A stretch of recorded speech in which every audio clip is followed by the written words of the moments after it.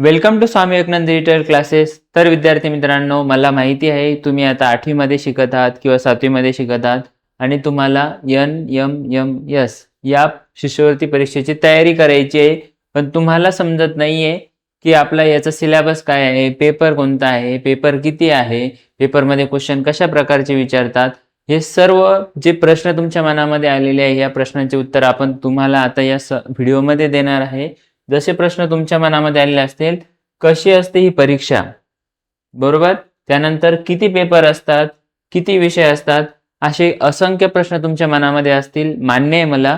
पण आता त्या सर्व प्रश्नांचं उत्तर आपण या व्हिडिओमध्ये घेऊन आलेलो आहे. त्यासाठी हा व्हिडिओ शेवटपर्यंत तुम्हाला बघायचा आहे, जेणेकरून तुम्हाला याबद्दल, या परीक्षेबद्दल कोणतीही क्वेरीज नसणार आहे आणि या सर्व गोष्टी तुम्हाला ऑटोमॅटिक समजायला लागणार आहे की पेपर कसा असतो, किती मार्क्सचा असतो आणि तुम्हाला किती मार्क्स मिळवायचे, कोणत्या सब्जेक्टला किती अभ्यास करायचा, किती वेटेज आहे, या सर्व गोष्टी तुम्हाला मी या व्हिडिओतून सांगणार आहे. फक्त एकच काम करायचं आहे की हा व्हिडिओ शेवटपर्यंत बघायचा आहे आणि हा व्हिडिओ बघितल्यानंतर तुम्हाला यानंतर आपण आता सर्व सब्जेक्टची लेक्चरशिप घेणार आहे आणि यातून तुम्हाला अगदी फ्री ऑफ कॉस्ट, कोणताही 1 रुपयाही न घेता दररोज आपले लेक्चर असणार आहे. फक्त तुम्हाला काय करायचंय, या परीक्षेचे दररोज शेवटपर्यंत 22 डिसेंबरला ही पेपर आहे, तर याचे सर्व शेवटपर्यंत लेक्चर बघायचे.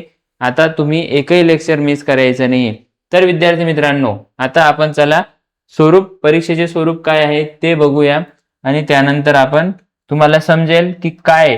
आता सर्वप्रथम तुम्हाला प्रश्न पडला असेल की NMMS म्हणजे काय, बरोबर आहे की नाही. आता 8वी मध्ये विद्यार्थी किंवा 7वीचे काही विद्यार्थी हुशार असतात की आपण आता 7वीला आहे, 7वी पासूनच 8वीच्या NMS ची तयारी करायची, तर त्या विद्यार्थ्यांसाठी सुद्धा हा व्हिडिओ असणार आहे. तर विद्यार्थी मित्रांनो, NMS चे पूर्ण नाव आहे national means cum merit scholarship scheme. तर विद्यार्थी मित्रांनो, जे गरीब घरातील विद्यार्थी आहे, ज्यांचं 3.5 लाखापेक्षा कमी उत्पन्न आहे, तर त्या विद्यार्थ्यांसाठी ही स्कीम आहे. आणि आपण आता याचे फॉर्म कोण कोण भरू शकतात, कोणत्या शाळेला याचे फॉर्म भरता येतात, आपण या सर्व गोष्टी याच्यामध्ये बघणार आहे. तर शेवटपर्यंत हा व्हिडिओ बघायचा आहे. अगदी सोप्या पद्धतीने महाराष्ट्रातील सर्व विद्यार्थ्यांना समजेल असा व्हिडिओ आपण बनवतोय. तर त्यामध्ये बघा, मराठीत याला राष्ट्रीय आर्थिक दुर्बल घटकातील विद्यार्थ्यांसाठी शिष्यवृत्ती योजना असे म्हणतात. सर्व गोष्टी तुम्हाला भेटणार आहे, फक्त शेवटपर्यंत हा व्हिडिओ बघायचा आहे.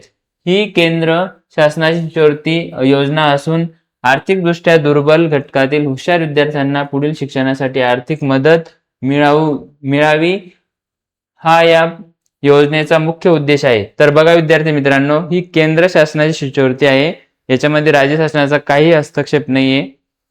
फक्त राज्य शासन काय करतं, प्रत्येक राज्य शासन त्याचा पेपर घेत आहे. ही पूर्णतः केंद्राकडून मिळणारी शिष्यवृत्ती आहे. बघा पुढे, आता NMMS योजना का सुरू करण्यात आली. अनेक विद्यार्थी हुशार असूनही आर्थिक अडचणीमुळे पुढील शिक्षण घेऊ शकत नाही. अशा विद्यार्थ्यांचे शिक्षण मध्येच थांबू नये म्हणून त्यांना इयत्ता 12वी पर्यंत शिक्षण पूर्ण करता यावे. NMS शिष्यवृत्ती योजना सुरू करण्यात आली. तर बघा विद्यार्थी मित्रांनो, काही जण हुशार असतात पण आर्थिक परिस्थिती नसते, घरचे आई वडील त्यांना एवढे त्यांच्याकडे पैसे नसतात. मग त्यावेळेला ते काय करतात, शिक्षण स्किप करतात, म्हणजे सोडून देतात 8वी पर्यंत. कारण की 7वी पर्यंत काय असतं, त्यांना आपल्या जिल्हा परिषद शाळेमध्ये जे असतात त्याच्यामुळे जास्तीचे काही पैसे लागत नाही. मग 8वी पासून त्यांना काय, एक प्रकारे जर तुम्ही असाल तर तुम्ही अशा प्रकारे परीक्षा पात्र करा आणि अशा प्रकारच्या परीक्षा जर कधी पात्र झाले तर तुम्हाला प्रतिवर्ष 12,000 रुपये भेटणार. मग हे 12,000 रुपये कसे मिळवायचे आपण आता बघणार आहे पुढं. तर बघा विद्यार्थी मित्रांनो, NMS परीक्षा कोणत्या विद्यार्थ्यांसाठी आहे आता बघून घ्या. पहिले हा सर्वात मोठा प्रश्न आहे की इंग्लिश मिडियमचे पण काही मुलं म्हणतात आम्हाला पण शिष्यवृत्ती परीक्षा द्यायची, आम्हाला पण पैसे मिळवायचे, पण त्यांना ही परीक्षा आहे की नाही हे बघून घ्या. यामध्ये ही परीक्षा 8वी मध्ये शिकणाऱ्या विद्यार्थ्यांसाठी आहे. तुम्ही 8वीला असायला पाहिजे, म्हणजेच विद्यार्थी सध्या इयत्ता 8वी मध्ये शिकत असेल आणि आवश्यक पात्रता पूर्ण करत असेल तर तो NMS परीक्षेसाठी अर्ज करू शकतो. आता बघा याच्यामध्ये काय असणं गरजेचं आहे. बघा, NMS परीक्षेचा मुख्य फायदा काय आहे.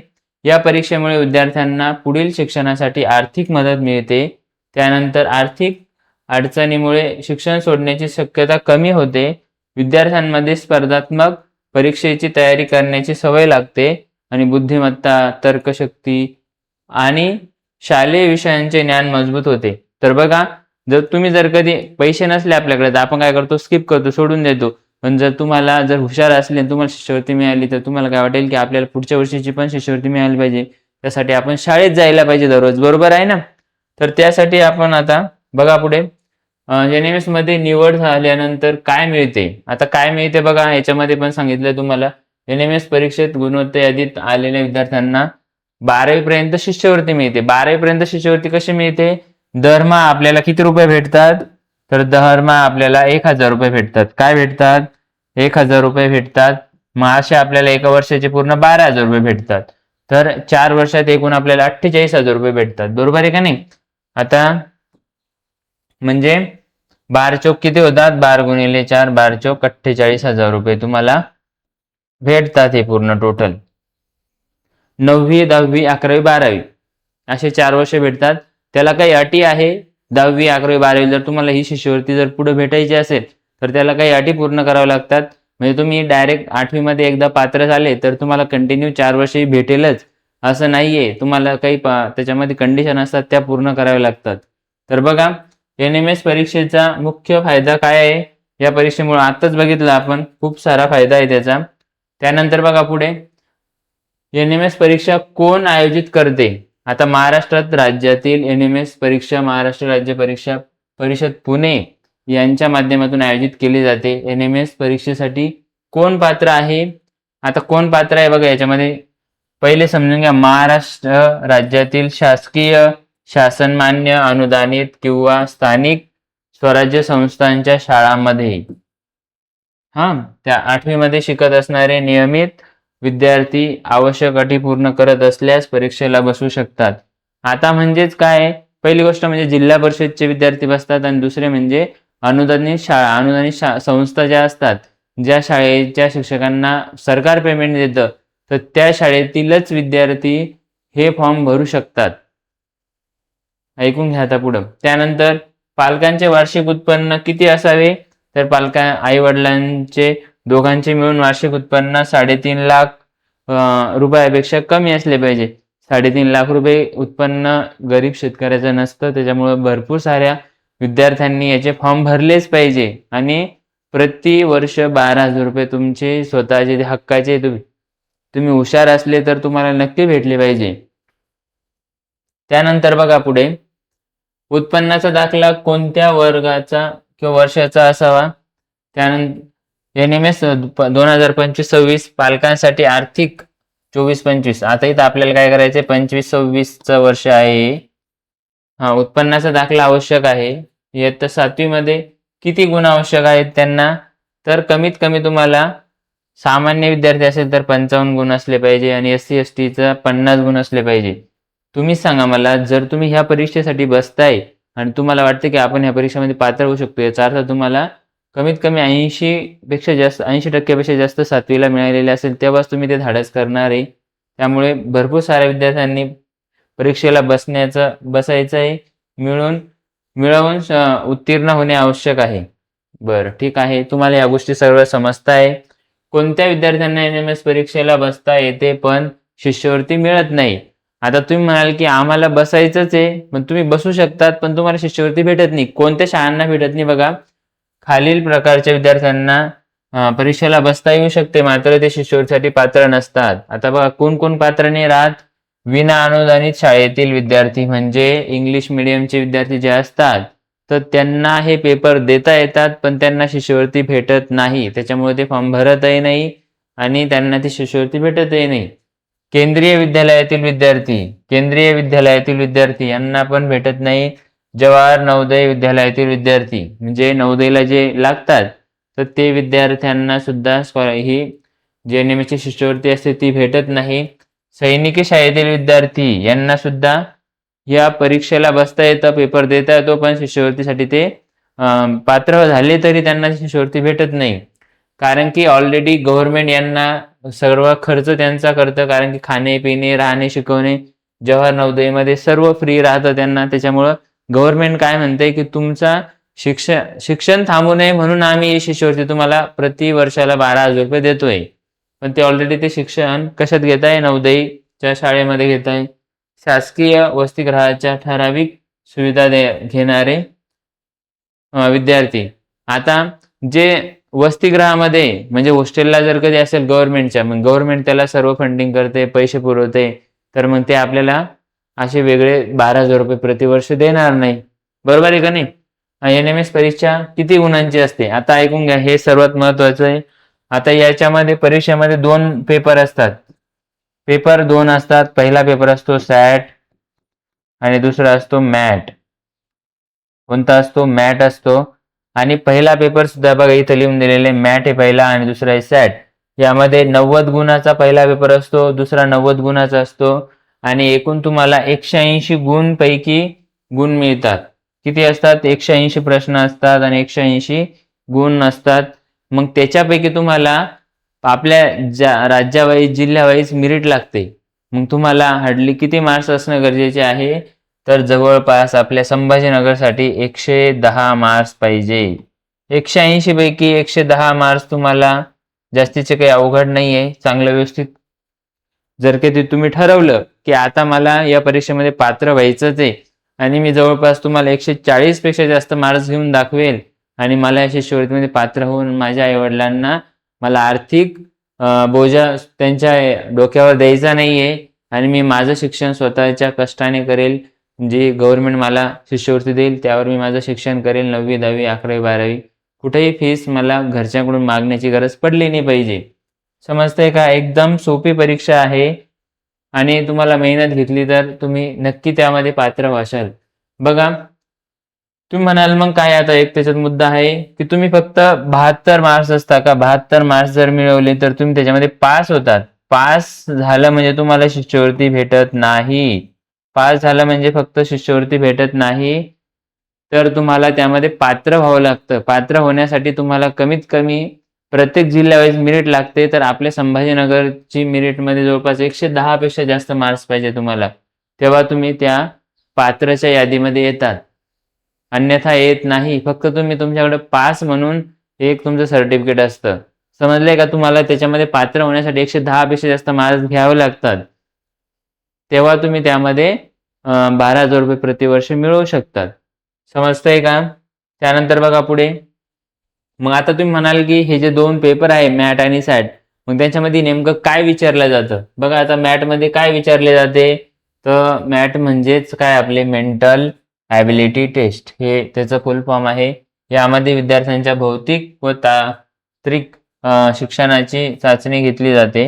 हे बघा आता याच्यामध्ये तुम्हाला माहिती आहे, जेव्हा तुम्ही नवोदय स्कॉलरशिप मंथनचे पेपर दिले असतील ना, तर त्या पेपरमध्ये तुम्हाला माहिती आहे की बुद्धिमत्ताचे प्रश्न कसे असतात. बरोबर आहे की नाही? रिझनिंगचे प्रश्न कसे असतात, ज्यामध्ये तुम्हाला कार्यकारभाव, त्यानंतर विश्लेषण, संकलन, तर्कशक्ती, आकृत्यावरील प्रश्न, क्रम, साम्य, विसंगती, समस्या सोडवण्याची क्षमता, आरशावर त्या बाबीवरील प्रश्न राहतात, म्हणजे आरशातील प्रतिमा. बरोबर आहे का नाही? असे खूप सारे प्रश्न म्हणजे जे की भौतिक आपण त्याला म्हणतो बुद्धीचा विकास होण्यासाठी जे प्रश्न आपल्याला महत्त्वाचे असतात ते प्रश्न याच्यामध्ये टाकू शकतात. बुद्धिमत्ताच आपण त्याला म्हणतो. म्हणजे जवळपास बुद्धिमत्ताचे टोटल एक पेपर असतो सेपरेट, ज्याला 90 प्रश्न विचारले जातात. तुम्हाला 90 पैकी जर तुम्हाला त्यामध्ये जर कधी 80 मिळाले तर तुम्हाला दुसऱ्या पेपरमध्ये फक्त किती घ्यायचे आहे? तर तुम्हाला फक्त 30 घ्यायचे आहे. 30च्या वर म्हणजे त्याला मोस्टली एका सब्जेक्टमध्ये तुम्हाला किती घेणं गरजेचे आहे? तर जवळपास तुम्हाला 37 गुण घेणं गरजेचे आहे. 35 किंवा 37 गुण घेणं गरजेचे आहे. तेव्हा तुम्ही त्याच्यामध्ये पास होतात. समजतंय का? तर चला पुढे आपण आता, हे झाला मॅथचा, आता पुढे सॅटचा. आता हा सर्वात महत्त्वाचा पेपर आहे. पहिला पेपर जो आहे मॅट, तो पूर्णतः 90 क्वेश्चन असतात त्याच्यात आणि 90चे 90 क्वेश्चन तुमचे कसे असतात? तर बुद्धिमत्ताचे असतात. मग आता तुम्हाला या सॅटमध्ये खूप सारे विषय बघा. सॅटमध्ये 3 विषय असतात. किती विषय असतात? 3 विषय असतात, ज्यामध्ये तुम्हाला विज्ञान असतं 35 मार्क्सला, भौतिकशास्त्र त्याच्यामध्ये 3 टाईप वेगवेगळे, 1, 2 आणि 3. बरोबर आहे का नाही? भौतिकशास्त्र म्हणजे फिजिक्स 11 क्वेश्चन असतात, रसायनशास्त्र 11 क्वेश्चन असतात, जीवशास्त्र म्हणजे बायोलॉजी 13 क्वेश्चन असतात. मग हे तिन्ही मिळून किती होतात? तर 35 क्वेश्चन तुम्हाला फक्त सेपरेट एक त्या विज्ञानवर आहे. आणि विज्ञान कोणतं विचारलं जातं? 7 + 8 हे दोन्ही वर्गातील हे विज्ञान विचारलं जातं. त्यानंतर पुढचे 35 जे क्वेश्चन आहे त्याच्यामध्ये इतिहास 15 मार्क्सला आहे, नागरिकशास्त्र 5 मार्क्सला आहे, भूगोल 5 मार्क्सला आहे आणि गणित 20 मार्क्सला आहे. असे एकूण सॅटचे किती झाले? हे 35 आणि हे 35 किती झाले? 70 आणि हे याचे 20 किती झाले? पूर्ण टोटल 90 क्वेश्चन झाले. म्हणजे तुमचे सॅटचे 90 आणि मॅथचे 90 समजले का? आणि टोटल किती झाले? 180 क्वेश्चन झाले तुमचे टोटल हे. तर मग 180 पैकी तुम्हाला किती घ्यायचे आहे? कमीत कमी 110 पेक्षा जास्त मार्क्स तुमचे आले पाहिजे, तेव्हाच तुम्ही या परीक्षेमध्ये पात्र होतात. समजलं आहे का? त्यानंतर बघा पुढे परीक्षा शुल्क किती असतो. आता तुम्हाला फॉर्म भरणं पण शाळेमध्ये चालू आहे, तर प्रत्येकाने फॉर्म भरा, जेणेकरून तुम्ही या परीक्षेमध्ये नक्की पात्र व्हाल अशी मी अपेक्षा करतो. आणि का करतो? कारण की मी स्वतः आता तुम्हाला लेक्चर टाकणार आहे, अपलोड करणार आहे, तर त्यातून प्रत्येक टॉपिक तुमचा क्लिअर होणार आहे. फक्त त्यासाठी तुम्ही सातत्य ठेवा आणि सातत्य ठेवलं तर नक्की तुम्ही त्यामध्ये पात्र व्हाल. बघा आता तुम्हाला नियमितपणे किती शुल्क राहते? 120 रुपये. त्यानंतर विलंब जर कधी केला तर 240 रुपये. म्हणजे उशिरा जर कधी फॉर्म भरला तुम्ही तर तुम्हाला जास्तीचे पैसे द्यावे लागेल. आणि विलंब केला तर 360 रुपये द्यावं लागेल. म्हणजे खूप सारे दिवस झाले त्याच्यानंतर फॉर्म भरायचा प्रयत्न केला तर मग 360 रुपये भरावं लागेल. शाळेसाठी स्वतंत्र संलग्न शुल्क 200 रुपये प्रति संस्था म्हणजे शैक्षणिक वर्ष आहे. म्हणजे एका जणाचे 200 रुपये शाळेकडनं भरून शाळेला जर शिक्षकांना जर 200 रुपये दिले तर ते फॉर्म सुद्धा भरून देतात. चालेल. पुढं निकाल कधी जाहीर होतो? तर बघा निवेदनानुसार निकाल फेब्रुवारी 2026च्या पहिल्या म्हणजे आता हा निकाल कधी होईल? 2027च्या पहिल्या किंवा दुसऱ्या आठवड्यात जाहीर करण्याचे नियोजन राहील समजा ते पुढं. त्यानंतर निकाल आणि निवड यादी अधिकृतपणे संकेतस्थळावर उपलब्ध केली जाईल. बघा या सर्व गोष्टी जेव्हा तुम्ही पेपर पास होतात त्यानंतर तुम्हाला सगळ्या गोष्टी संकेतस्थळावर वगैरे कधी निकाल, मेरिट लिस्ट, जिल्हा वाईज कोणाचा नंबर आला, कोण पात्र झाले, या सर्व गोष्टी तुम्हाला भेटतात. त्यासाठी तुम्हाला काय करावं लागतं? मग आता इथं पण हे बघा व्यवस्थित त्यांनी लिहून दे. सर्वात महत्त्वाचे म्हणजे शिष्यवृत्ती किती मिळते? तर शिष्यवृत्ती तुम्हाला माहिती आहे आता. सध्या आपल्याला प्रतिवर्ष 12,000 रुपये मिळते. असे किती वर्ष मिळतात? तर 4 वर्ष मिळतात, 48,000 रुपये. पण गव्हर्नमेंटचं काय म्हणणं आहे की जवळपास आपल्याला द्यायचे 15,000 रुपये प्रतिवर्ष करायचे.